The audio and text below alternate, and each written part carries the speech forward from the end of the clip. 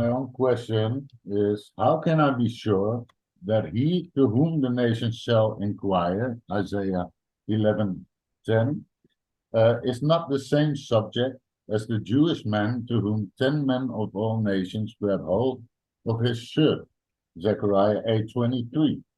The language seems somewhat similar, and the idea of the subject in 11:10 being Israel seems fortified by the fact that in the book of Isaiah, many following chapters, she is often mentioned in the singular form, Jacob, my servant. Right. Right. All right. So I don't know who you are. I love you. All of you are really beautiful, really great questions. And you're a sweet man. I don't know you, but you're a sweet man. So let's just remember this.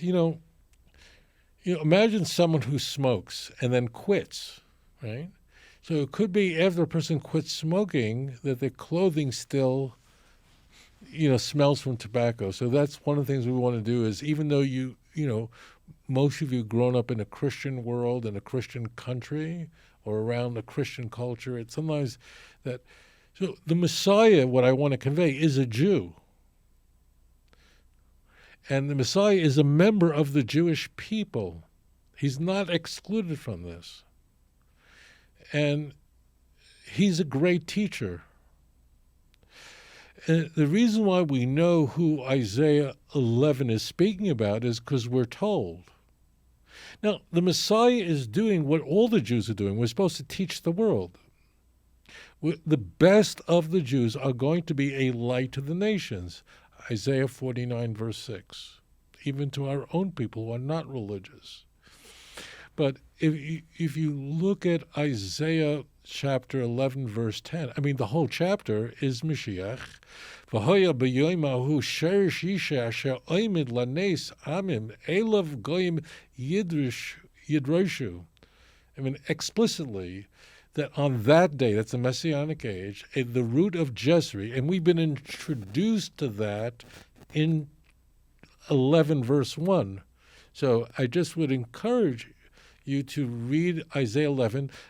If I can, I would also encourage you to watch my YouTube video, which I released, a couple of months ago on Isaiah 11, where I go through the chapter. It's one of the most ecstatic chapters, messianic chapters. So literally, it says on that day, the descendant of Jesse, it's Mashiach, will stand as a nace.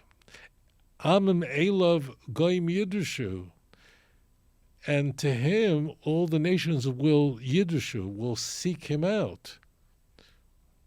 And his glory will not be like other kings, who, many great leaders are great leaders because they were great warriors. Like American presidents like Eisenhower, a great warrior. It says, "V'hoyimenu chosei kavod," that it will be his honor that will be. It's so beautiful.